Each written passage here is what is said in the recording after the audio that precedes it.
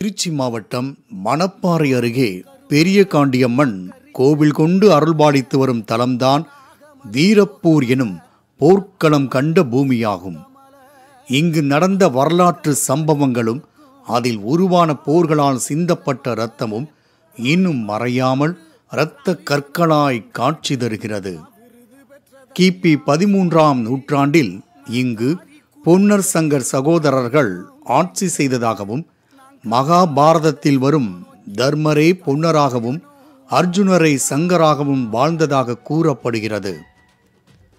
நல்லாட்சி நடத்திய பொன்னர் சங்கர் சகோதரர்களை சூழ்ச்சியால் பிரித்த வஞ்சக நெஞ்சம் படைத்தவர்கள் சகோதரன் சங்கரை அம்பெய்தி கொன்றுவிட, அதனை அறிந்த பொன்னரும் தன்னை வெட்டி கொண்டு இதே மண்ணில் உயிர் நீத்தார். போர்க்கள பூமியிலே தன் உடன் பிறந்தோரை தேடி வந்த தங்கை அருகாணி அழுது புலம்ப, அருகே மலையில் பெரிய காண்டியம்மனாக வீற்றிருந்த பார்வதி தேவி அருகாணியை கண்டதும் சாப விமோச்சனம் பெற்றதாக கூறப்படுகிறது. இது கதையல்ல, நிஜமென நம்பிக்கை கொண்ட மக்கள் இந்த வீர பூமியிலே பெரிய காண்டியம்மன், பொன்னர் சங்கர், தங்கை தங்காள், மகாமுனி, வீர மகாமுனிக்கும் சிலைகள் அமைத்து வருடந்தோறும் சிறப்பாய் வேடர்வர் எனும் விழா எடுத்து சிறப்பாய் கொண்டாடி வருகின்றனர்.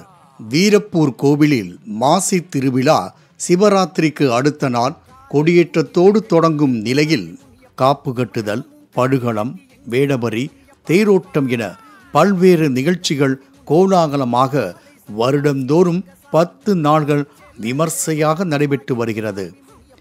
இவ்விழாவினை ஒட்டி கொங்கு மண்டல பகுதியில் இருந்து லட்சக்கணக்கான பக்தர்கள் நெல்லிவள நாட்டில் கூடி அருள் பெற்று வருகின்றனர். குறிப்பாக 8ஆம் நாள் வேடபரி திருவிழாவில் எதிரிகளை அழிக்க கோவிலுக்கு தென்மேற்கே உள்ள ஆணியாப்பூர் எல்லைக்கு குதிரையேற்றிச் செல்லும் பொன்னர் அங்கு கட்டப்பட்டுள்ள வாழை மரத்தை நோக்கி அம்பு எய்வார். அம்புபட்ட இடத்தில் இருந்து பால்போல் நீர் வந்தால் அந்த வருடம் நாடும் நகரமும் சுபிட்சமாக இருக்கும்.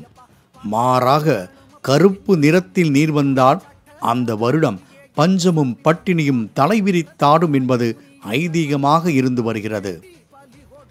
இந்த 10 நாள் திருவிழாவின் போது பெரிய காண்டியம்மன் கோவில் எல்லைக்குட்பட்ட பகுதிகளில் யாரையும் விஷ ஜந்துக்கள் தீண்டுவதில்லை.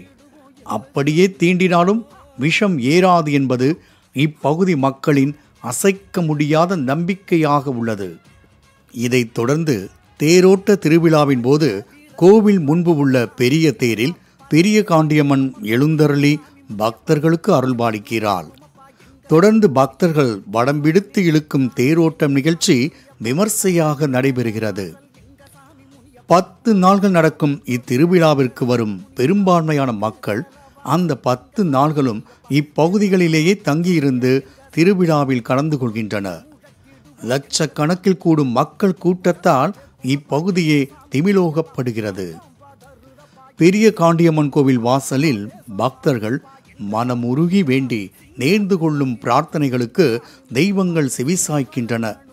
ஆகவே இங்குள்ள பெரிய காண்டியம்மனுக்கு காவலாக வந்த முனிகள்தான் தங்களையும் காத்து கருப்பு படாமல் காப்பாற்றுவதாக பொன்னிவள நாட்டு மக்கள் இப்போதும் நம்பி வருகின்றனர்.